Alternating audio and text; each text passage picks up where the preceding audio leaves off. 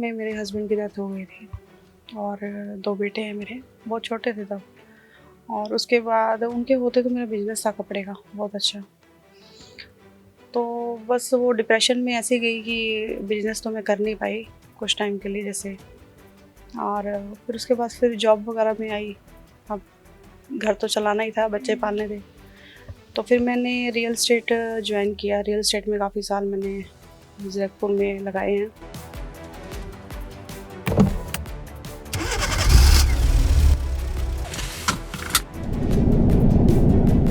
जब लड़कियां गाड़ी में बैठती हैं या चाहे कोई लेडीज़ बैठती है, मुझसे सीनियर्स भी काफ़ी बैठती हैं, जब वो कहती हैं कि हम बहुत इनसिक्योर फील करते हैं, मतलब कि ऐसा जब जेंट्स के साथ जाते हैं तो ऐसा लगता है कि एक डर सा लगा रहता है। अब इतनी खुशी है भी, अब लेडीज़ भी, लड़कियां भी इस लाइन में आ रही हैं, तो हम अपने आप को बहुत कंफर्टेबल महसूस करते हैं।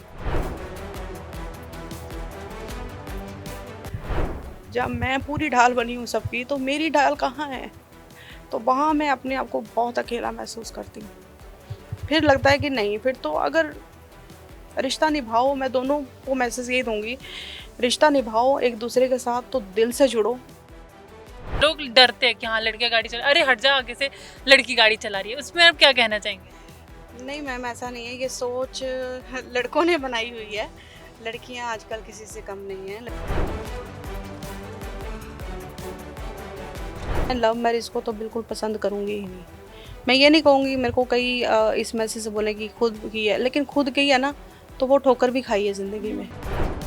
अपनी मर्ज़ी के मालिक हो, अपनी मर्ज़ी से आप काम पे जा सकते हो और अपने लिए मेहनत करोगे, अपने लिए कमाओगे, किसी और के लिए नहीं। ज़िंदगी की सबसे बड़ी सच्चाई है मैम कि आदमी अपने ही बच्चे को एक्सेप्ट करेगा जो उसका अपना खून होगा। किसी की औलाद को कोई एक्सेप्ट नहीं करता। इन लॉ से कितना सपोर्ट आपको मिल रहा था? उसके बाद जब आपके हस्बैंड की डेथ होगी तो उसके बाद कितना सपोर्ट आपको इन लॉ से मिला? 1% भी नहीं।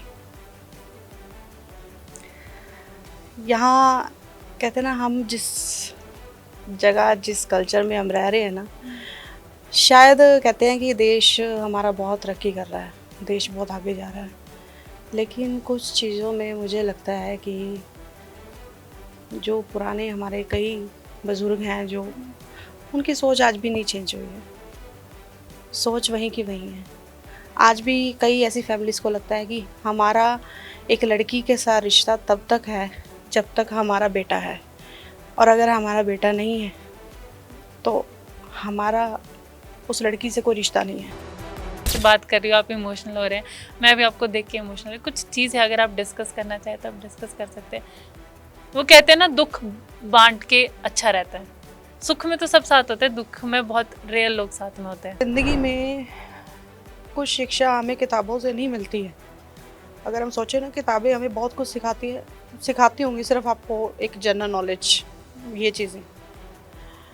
लेकिन जो ज़िंदगी जीना जिसे बोलते हैं ना, जब तक आप उस चीज़ को खुद एक्सपेरिमेंट नहीं करोगे, तब तक आपको ज़िंदगी का पता ही नहीं चलेगा। शुरू से मेरे बच्चे ही मेरे लिए सब फर्स्ट प्रायोरिटी वही रहे हैं। मेरी कमज़ोरी समझ लो, चाहे कुछ भी समझ लो, आज के टाइम में मैं कई ऐसी लेडीज़ देखती हूँ, मुझे नहीं पता कि आज का टाइम कैसा चल रहा है, कैसा नहीं है, लेकिन ये सोच लो कि हमें या ऐसे संस्कार दिए गए हैं या हम ऐसे माहौल में पड़े हैं कि हमें एक रिश्तों में बंधना बहुत अच्छा लगता है कि नहीं, हर रिश्ते के लिए जीना है, ये रिश्ता हमारे लिए बहुत ज़रूरी है। वैसे ही मेरे बच्चे हैं, और आज अगर मैं ज़िंदा हूँ तो सिर्फ अपने बच्चों के लिए, इसके अलावा मेरी लाइफ में और कुछ भी नहीं है।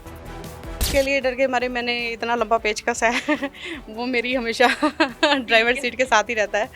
तो मुझे लगता है कि सेल्फ डिफेंस में अगर किसी के लग भी जाए थोड़ा बहुत कर, तो अपना बचाव करना पहले ज़्यादा ज़रूरी है। जो हम खुद कर रहे हैं, हमारी गलतियाँ, ये कर्म है हमारे। हम अपने माँ बाप को दुख दे रहे हैं, अपने माँ बाप के खिलाफ जाके हम कोई स्टेप ऐसा उठा रहे हैं, तो वो कर्म है। भगवान खुद नहीं आता, भगवान भी, जिसने पूरी सृष्टि बनाई है, वो कैसे बुरा करेगा इंसान का, उसको भी तो दुख होता है ना। तो उसे पता है किसको क्या है, कैसे नहीं। क्योंकि अजीब इसलिए था कि मैं कहीं पर भी अगर गाड़ी लेके खड़ी होती थी, तो वहाँ मोस्टली कितने ड्राइवर खड़े होते थे गाड़ी लेके, है ना। तो वो मुझे कुछ अजीब ढंग से देखते थे। अब उनकी सोच मुझे नहीं पता कैसी है क्या नहीं है, और मुझे वहाँ थोड़ा सा बड़ा अजीब सा लगता था, हेजिटेशन सी होती थी, ये मुझे पता नहीं क्यों दे रहे हैं, मेरा गाड़ी थोड़ा सा साइड कर लेना, इधर उधर ले जाना। खुद सामान अपना रख लेते हैं, मैं सिर्फ बांधती हूँ, रख खुद लेते हैं। तो कई बार ऐसा होता है कि अगर मुझे रखना पड़ता है तो फटाफट ड्राइवर इकट्ठे हो जाते हैं, नहीं नहीं मैम छोड़ो हम कर देते हैं, कोई बात नहीं।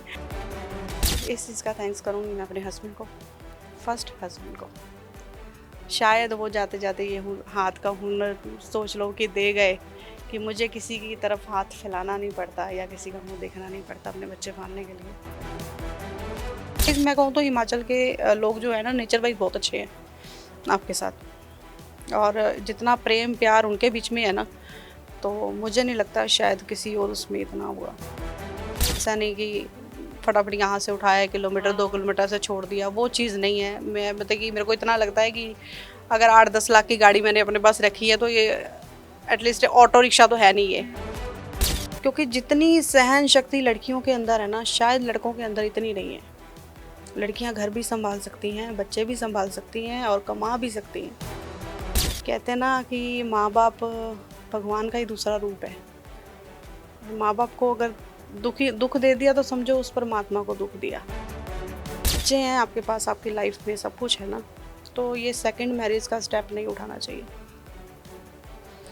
अगर आप इंडिपेंडेंट हो, कमा रहे हो, अच्छा खा रहे हो, तो टेंशन फ्री होके अपने बच्चों को पालो, अपनी फैमिली के साथ रहो। आज के दौर पर लड़कियां लड़कों से कम नहीं है, लड़कियां लड़कों के साथ कदम में कदम लाकर चल रही है। आज हम ऐसे शख्स से आपको रूबरू करवाएंगे या कहेंगे कैब लेडी ड्राइवर। आप लोग सोच के हैरान होंगे कि कैब लेडी ड्राइवर से हम रूबरू क्यों करवा रहे हैं, क्योंकि इनकी स्टोरी कुछ खास ही है। इनसे हम सीधी बातचीत करेंगे कि आखिरकार मैम ने ये काम क्यों शुरू किया और मैम कहाँ से। सबसे पहले तो मैम आपका स्वागत है। Thank you so much ma'am. कैसे हैं आप? बहुत बढ़िया मैम, आप बताइए। बस बढ़िया। वैसे आपका नाम जानना चाहेंगे, सबसे पहले हमारे ऑडियंस आपका नाम जानना चाहेंगे। मेरा नाम निशा शर्मा है। कहाँ से है मैम आप? मैं लोकल जीरकपुर से हूँ। लोकल जीरकपुर से। कैसे आपने सोचा कि मुझे लेडी कैब ड्राइवर बनना है? मेरे लिए आसान नहीं था मैम।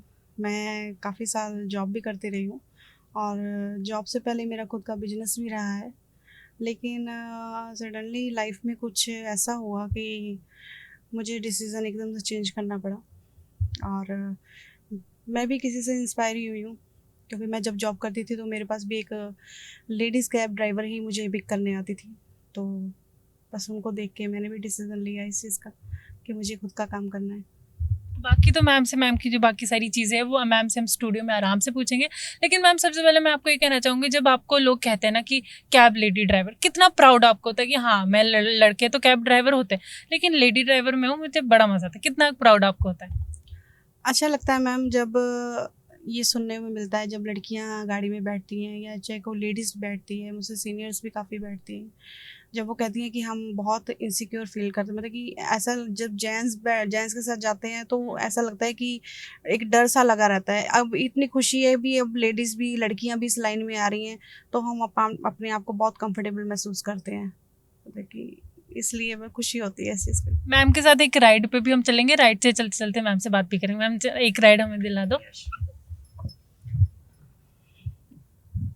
लोग कहते हैं ना कि लड़कियां गाड़ी चलाती है तो लोग डरते हैं कि हाँ लड़कियां गाड़ी चला, अरे हट जा आगे से, लड़की गाड़ी चला रही है। उसमें आप क्या कहना चाहेंगे?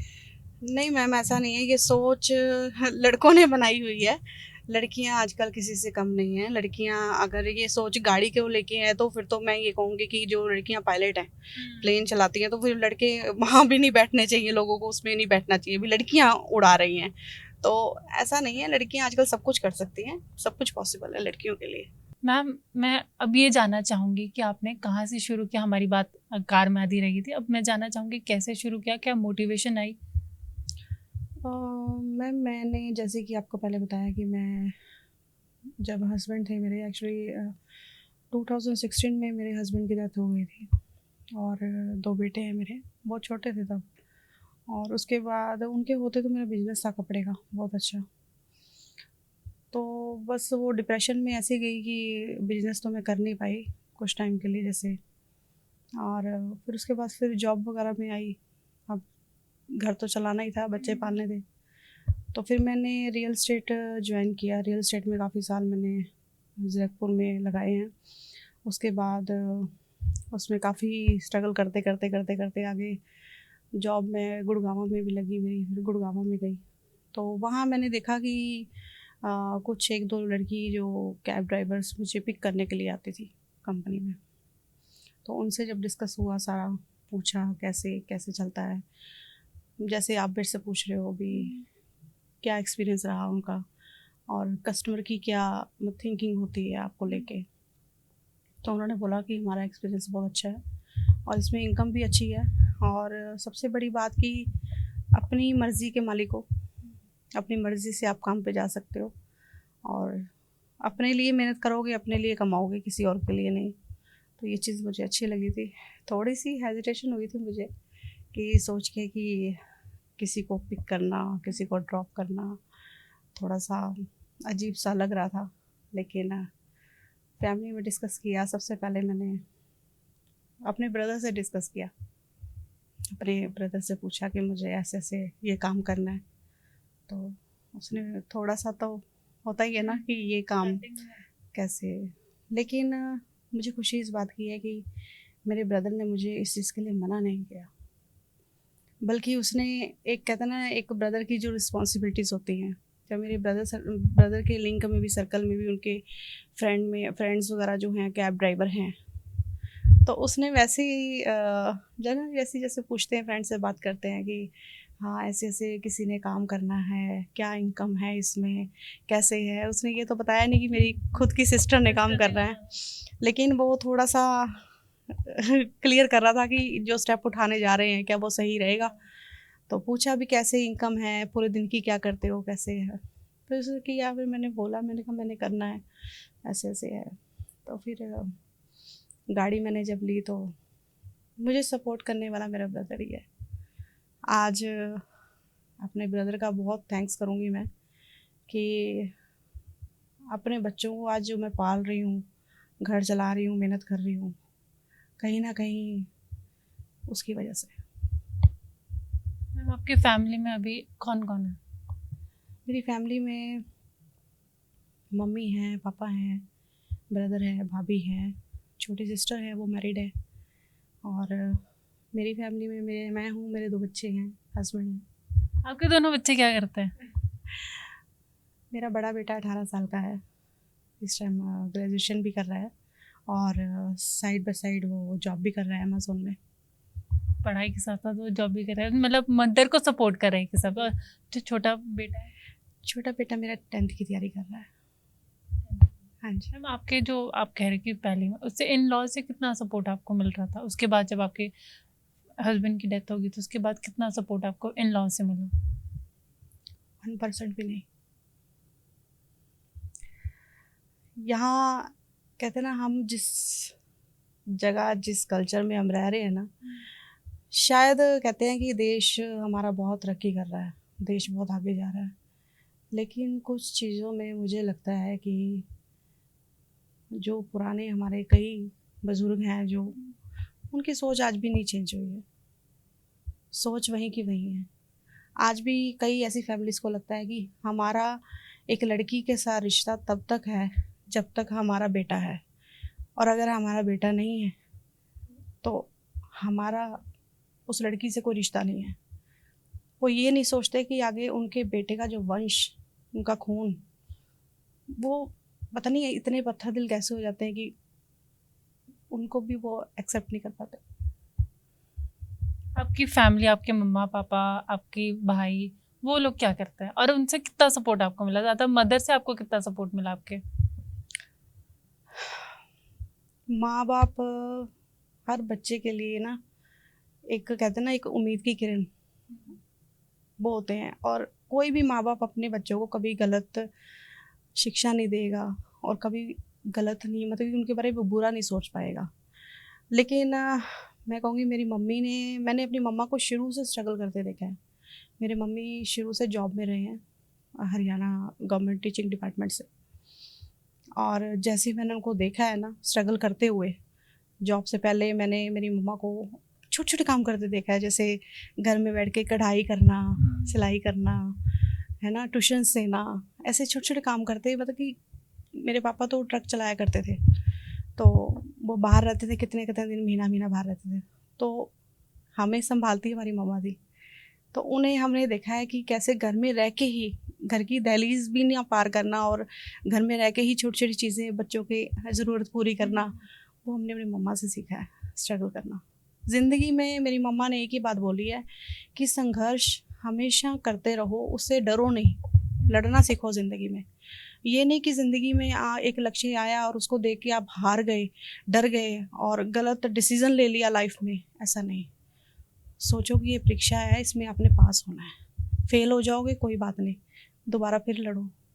एक बार फेल हो गए, 2 बार हो गए, 3 बार हो गए, लेकिन चौथी बार सक्सेस जरूर मिलेगी।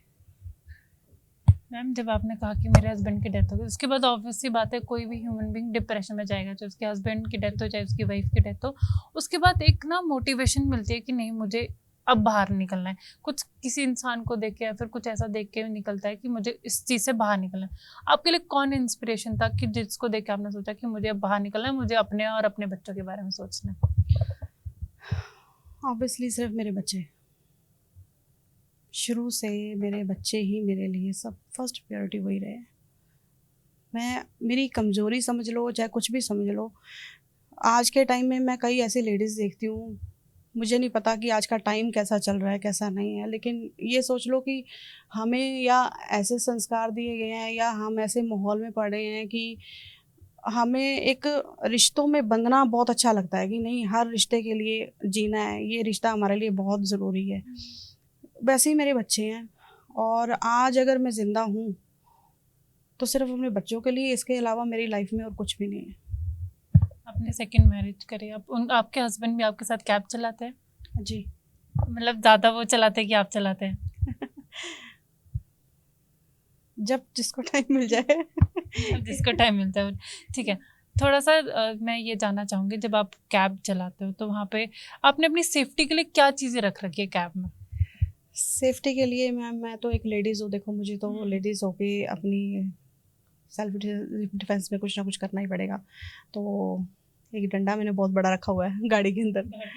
और दूसरा ये कि अभी कुछ केसेस ऐसे हुए हैं ड्राइवर्स के साथ, जैसे कि एकदम से ड्राइवर तो देखो गाड़ी चला रहा है, उसने सामने देखना है, उसको कई बार ध्यान नहीं भी होता अभी पीछे सीट पे बैठा क्या हलचल हो रही है क्या नहीं हो रही है।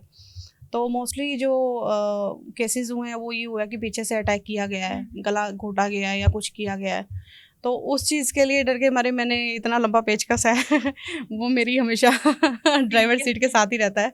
तो मुझे लगता है कि सेल्फ डिफेंस में अगर किसी के लग भी जाए थोड़ा बहुत कर, तो अपना बचाव करना पहले ज़्यादा ज़रूरी है। मैम, जब आप कैब चलाते हैं तो बहुत सारे ऐसे ऐसे लोग बैठते हैं कि कुछ ड्रंक करके भी बैठते हैं, कुछ ऐसे लड़के बैठते हैं। कभी आपको इनसिक्योरिटी नहीं होती कि यार मैं ऐसे कुछ हो रहा है? वैसे तो मेरे साथ सिर्फ 2 बार ही ऐसा एक्सपीरियंस हुआ है मेरे साथ, लेकिन मोस्टली मेरी आदत ये है कि मैं किसी भी कस्टमर को अगर पिक करती हूँ तो मोस्टली ज़्यादातर तो राइड कई बार फेक निकल जाती हैं, है ना, कैंसिल हो जाती है। तो मेरी आदत पहले ये है कि कंफर्म करना कि राइड कंफर्म है, और बात करने के ढंग से पता चल जाता है कि किसी ने ड्रिंक की हुई है या नहीं की हुई है। और अगर लगता है कि नहीं भी पता चल पाता तो गाड़ी में अगर कोई बैठता भी है ड्रिंक करके तो पिछली सीट पे, मैं वैसे तो फर्स्ट सीट पे अपनी साथ वाली पे मैं किसी को बिठाती ही नहीं हूँ। लड़की हो वो और बात है, लेकिन जेंट्स हो तो मैं उसको अलाउड नहीं करती। बिल्कुल, वो पीछे ही बैठेगा।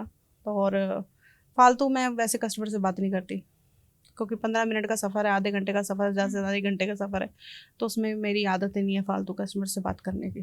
कितनी डिफ़िकल्टीज़ आपको आ जाती है कैब चलाने में, और फिर मतलब कितनी डिफ़िकल्टीज़ फेस करनी पड़ती है, और आप इस डिफ़िकल्टी से बाहर कैसे निकलते हो? शुरू में स्टार्टिंग में जब मैंने काम किया था तब मेरे लिए बड़ा अजीब था, क्योंकि अजीब इसलिए था कि मैं कहीं पर भी अगर गाड़ी लेके खड़ी होती थी तो वहाँ मोस्टली कितने ड्राइवर खड़े होते थे गाड़ी लेके, है ना, तो वो मुझे कुछ अजीब ढंग से देखते थे। अब उनकी सोच मुझे नहीं पता कैसी है क्या नहीं है, और मुझे वहाँ थोड़ा सा बड़ा अजीब सा लगता था, हेजिटेशन सी होती थी, ये मुझे पता नहीं क्यों देर में मैंने गाड़ी थोड़ा सा साइड कर लेना, इधर उधर ले जाना। और स्टार्टिंग में तो बहुत टफ हुआ, लेकिन आज की डेट में मैं इतनी खुल चुकी हूँ सीरियसली। और इस ट्राई सिटी में और जिस टीम से मैं जुड़ी हूँ, TCA फैमिली, सीरियसली इतनी अच्छी फैमिली है सारे मतलब कि सोच लो कि मेरे सारे ब्रदर ही हैं बीच में। मतलब कि इतना हंसी मजाक एक फैमिली की तरह लगता है, मुझे लगता ही नहीं है भी कहीं पर भी कोई मिलता है तो बहुत रिस्पेक्ट मिलती है, ड्राइवर बड़ी रिस्पेक्ट करते हैं। स्टेशन पे चली जाऊँ तब मैं कहती हूँ कि मुझे होता है कि नहीं, कस्टमर का ज़्यादातर तो कस्टमर खुद सामान अपना रख लेते हैं, मैं सिर्फ बांधती हूँ, रख खुद लेते हैं। तो कई बार ऐसा होता है कि अगर मुझे रखना पड़ता है तो फटाफट ड्राइवर इकट्ठे हो जाते हैं, नहीं नहीं मैम छोड़ो हम कर देते हैं कोई बात नहीं तो मतलब बहुत सपोर्ट करते हैं आप। कभी किसी ने आपको ये नहीं कहा कि हाँ मैम कितनी गाड़ी आपने ठोक दी? कहते हैं ना, कुछ लोग कहते हैं कि हाँ लेडी चला रही है, अरे इसने पक्का एक नई गाड़ी तो पक्का ठोकी होगी। कभी किसी ने आपको कहा है कि हाँ मैम कितनी गाड़ी आपने ठोक दी? मैम मेरे साथ तो अभी आज तक ऐसा हुआ नहीं है, लेकिन हाँ जैसे कभी बैठते थे तो होता था ना, हाँ ये लेडीज चला रही है कुछ है, लेकिन अब पता चल गया है कि नहीं ठीक है, ड्राइविंग ठीक है। कहाँ से आपने ड्राइविंग सीखी पहले? इस चीज़ का थैंक्स करूँगी मैं अपने हस्बैंड को, फर्स्ट हस्बैंड को। शायद वो जाते जाते ये हाथ का हुनर सोच लो कि दे गए कि मुझे किसी की तरफ हाथ फैलाना नहीं पड़ता या किसी का मुंह देखना नहीं पड़ता अपने बच्चे पालने के लिए। ये गाड़ी मैंने सिर्फ 3 दिन में सीखी है मैम, सिर्फ 3 दिन में। कैसे आपके हस्बैंड ने, मतलब ऐसा क्या?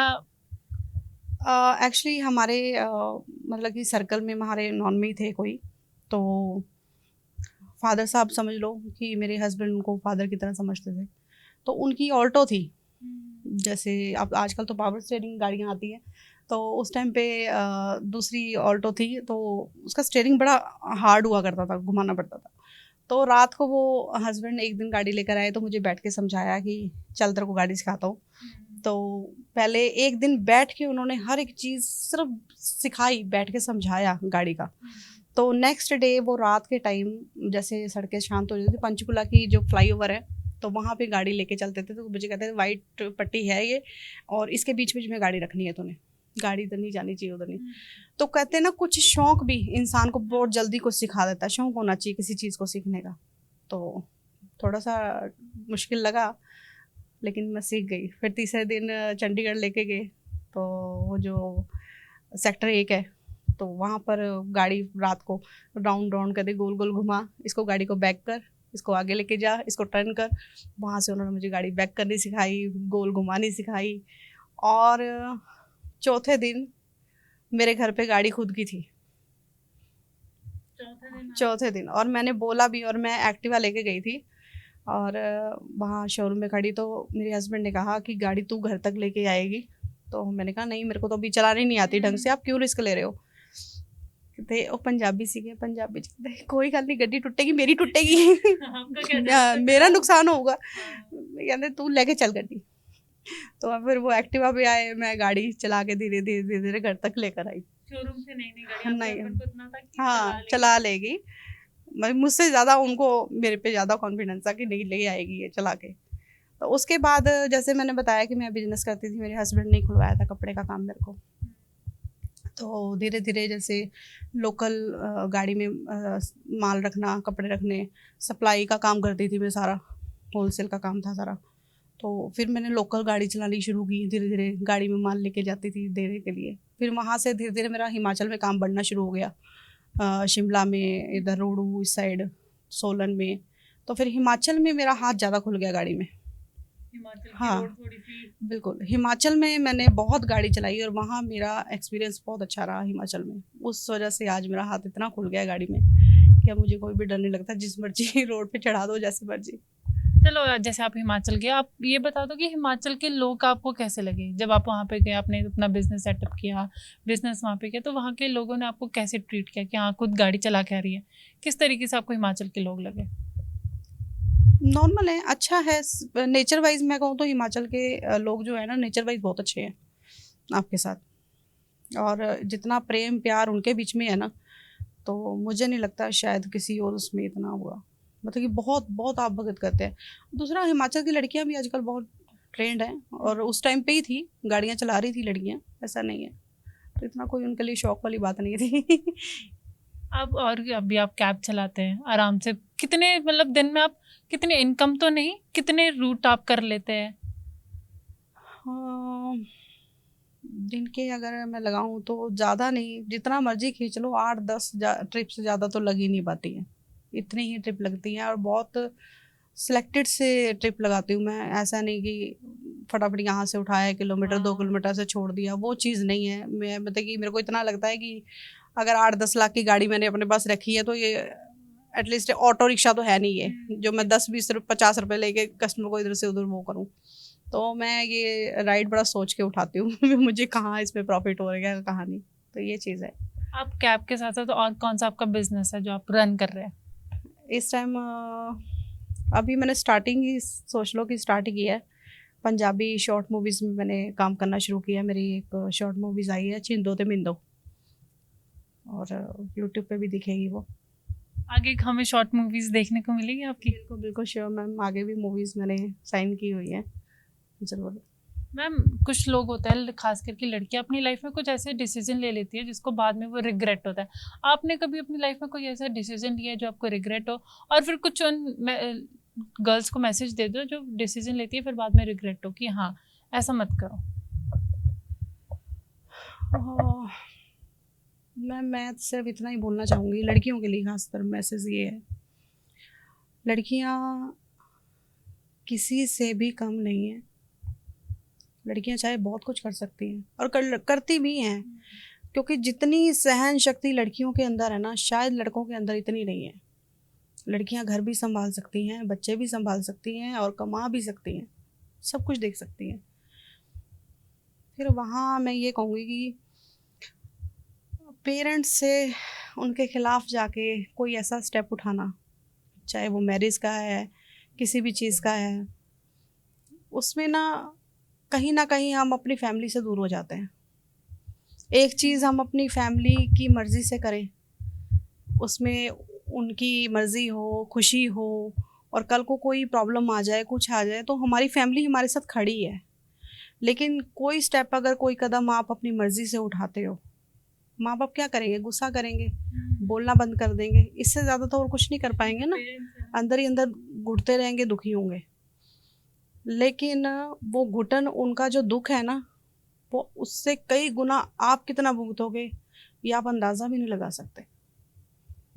कहते हैं ना कि माँ बाप भगवान का ही दूसरा रूप है, और माँ बाप को अगर दुख दे दिया तो समझो उस परमात्मा को दुख दिया।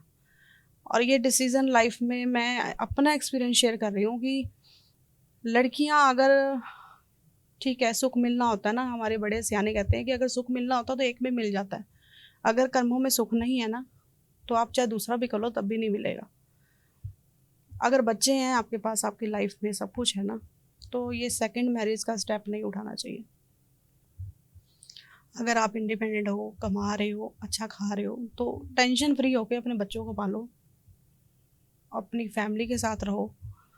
नहीं तो एक टाइम ऐसा आएगा मैम कि लड़कियों के लिए बहुत मुश्किल हो जाता है, जब कोई भी नहीं होता उनके पास, और वो अपना दुख भी शेयर अपने माँ बाप के साथ भी नहीं कर पाती, क्योंकि उन्हें पता होता है कि हमने ये स्टेप गलत खुद उठाया है।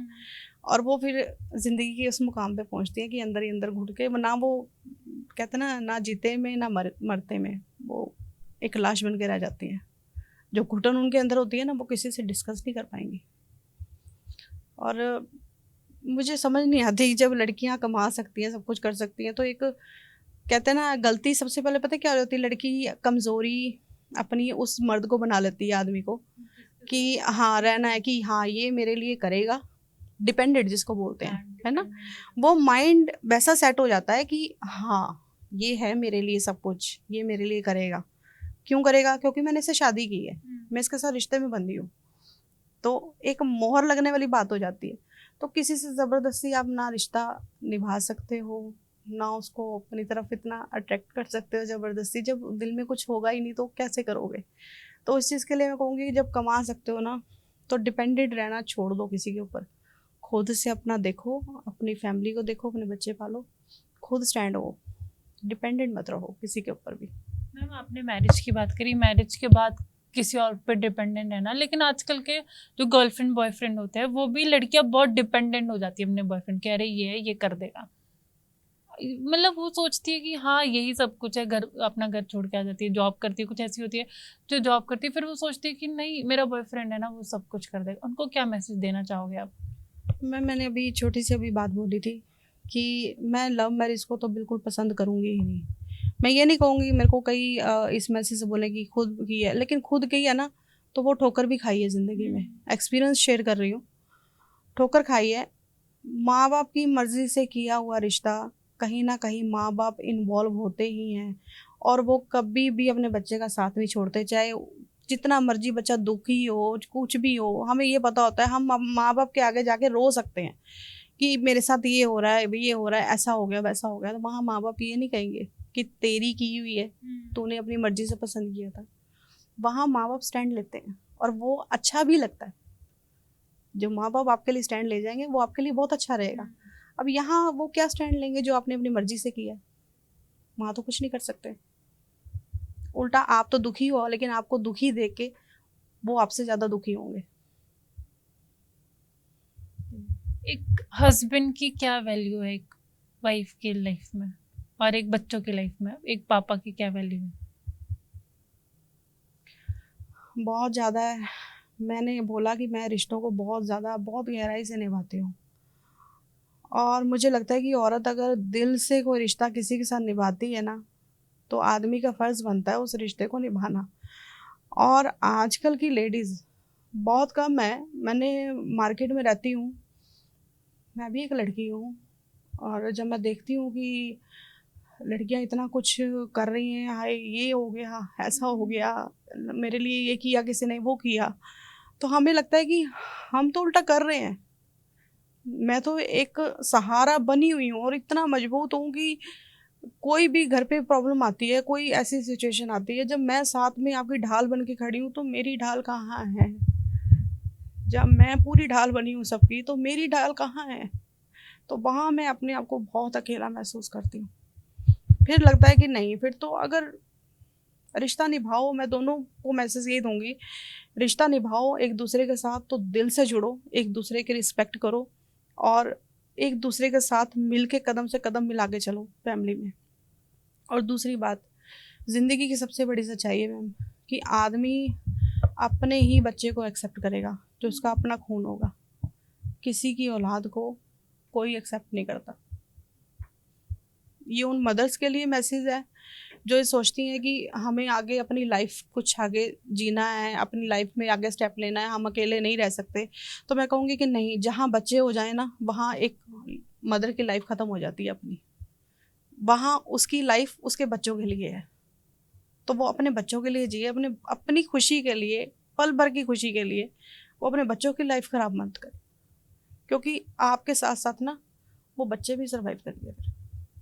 मैम जैसे मैं ना आपसे बात कर रही हूँ ना, मुझे खुद इमोशनल फील हो रहा है आपसे बात करते हुए, क्योंकि मुझे कुछ ऐसा लग रहा है कि आपके मन में बहुत सी ऐसी चीज़ें हैं कि जो आप अंदर ही अंदर ना उसको सहन कर रहे हो।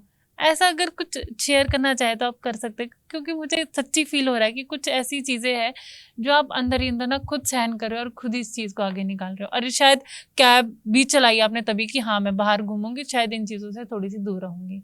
कुछ ऐसी चीज़ें मुझे लग रही है, क्योंकि जैसे मैं आपसे बात कर रही हूँ आप इमोशनल हो रहे हैं, मैं भी आपको देख के इमोशनल है। कुछ चीज़ है अगर आप डिस्कस करना चाहे तो आप डिस्कस कर सकते हैं। वो कहते हैं ना दुख बांट के अच्छा रहता है। सुख में तो सब साथ होते हैं, दुख में बहुत रेयर लोग साथ में होते हैं। सॉरी। बस मैम एक्चुअली मैं यही कहना चाहूँगी कि ज़िंदगी में कुछ शिक्षा हमें किताबों से नहीं मिलती है। अगर हम सोचें ना, किताबें हमें बहुत कुछ सिखाती होंगी, सिर्फ आपको एक जनरल नॉलेज, ये चीज़ें, लेकिन जो ज़िंदगी जीना जिसे बोलते हैं ना, जब तक आप उस चीज़ को खुद एक्सपेरिमेंट नहीं करोगे, तब तक आपको ज़िंदगी का पता ही नहीं चलेगा, जब तक आपको ठोकर नहीं लगेगी। हम बहुत बड़ी बात बोलते हैं कि हमारे कर्म, हम कर्मों को दोष देते हैं, भगवान को दोष देते हैं कि हमारी ज़िंदगी में दुख क्यों आते हैं। शायद हम कर्म, कर्म किसको बोलते हैं? कर्म यही तो है, कर्म जो हम खुद कर रहे हैं, हमारी गलतियां, ये कर्म है हमारे। हम अपने माँ बाप को दुख दे रहे हैं, अपने माँ बाप के खिलाफ जाके हम कोई स्टेप ऐसा उठा रहे हैं, तो वो कर्म है। तो माँ बाप क्या करेगा? जिस चीज़ के लिए जिद कर रहा है, हमें छोटा बच्चा है, माँ बाप थप्पड़ मारते हैं कि नहीं, उनको पता है कि ये चीज़ बच्चे के लिए अच्छी नहीं है, सही नहीं है, लेकिन बच्चा जिद करता है। लेकिन जब वो उस चीज़ को करता है ना, और जब उसको ठोकर लगती है, तब उसे रियलाइज़ होता है। आज मेरे बच्चे हैं, आज जिस स्टेज पे मैं हूँ, मैं आज अपने माँ बाप की जगह पे रह के उस चीज़ को सोच पा रही हूँ, समझ पा रही हूँ। और शायद मेरे बच्चे उस चीज़ को नहीं समझेंगे, लेकिन जब मेरे बच्चे उस मेरी लाइफ में मेरी उम्र तक पहुँचेंगे तब उनको रियलाइज़ होगा वो हाँ, क्योंकि एज डिफरेंस, एक्सपीरियंस, वो हम वहाँ तक पहुँच ही नहीं सकते मैम। आज मेरी 39 एज है, अब मेरे पापा की और मेरे मम्मी की कितनी है? अगर मैं जब तक मैं उनकी उम्र तक पहुंचूंगी तब तक मुझे आज जिस जिस चीज़ का एक्सपीरियंस उनको है मुझे तब आएगा, लेकिन तब तक वो और उम्र में ज़्यादा एक्सपीरियंस ले चुके होंगे। मैं उनकी बराबरी बच्चे कभी कर ही नहीं पाएंगे माँ बाप की बराबरी। ये बच्चों को समझना चाहिए कि माँ बाप जिस चीज़ के लिए मना करे, जो चीज़ कहे, अपने माँ बाप की सुनो, रिस्पेक्ट करो, ये कभी गलत गाइड नहीं करेंगे। और भगवान को दोष देना गलत है, मैं नहीं अच्छा समझती इसको। कहते ना कि माँ बाप चाहे जो मर्जी है, कि भगवान खुद नहीं आता, भगवान भी जिसने पूरी सृष्टि बनाई है वो कैसे बुरा करेगा इंसान का, उसको भी तो दुख होता है ना। तो उसे पता है कि इसको क्या है कैसे, ये हमारी गलतियां ही हमारा दुख का कारण बन जाती हैं, जो हमने स्टेप उठाए होते हैं गलत। ये थे हमारे साथ कहेंगे कि वुमेन एम्पावरमेंट, जिन्होंने बहुत कुछ अपनी लाइफ में फेस किया और उस फेस से निकलकर सामने आए, अपना घर चला रहे, अपने बच्चों को चला रहे, अपनी फैमिली को चला रहे। बहुत हिम्मत इन मैम में है। इनसे बातचीत करके हमें बहुत अच्छा लगा और इनका सीधा मैसेज है कि किसी पे डिपेंडेंट मत रहो। अगर आप खुद कमा रहे हो, खुद करो, तो सब कुछ अपने हिसाब से करो, अपने हिसाब से चलो। कैमरामैन सोनू चौटाला के साथ मैं मुस्कान चौहान, अली न्यूज़ 24 मोहाली।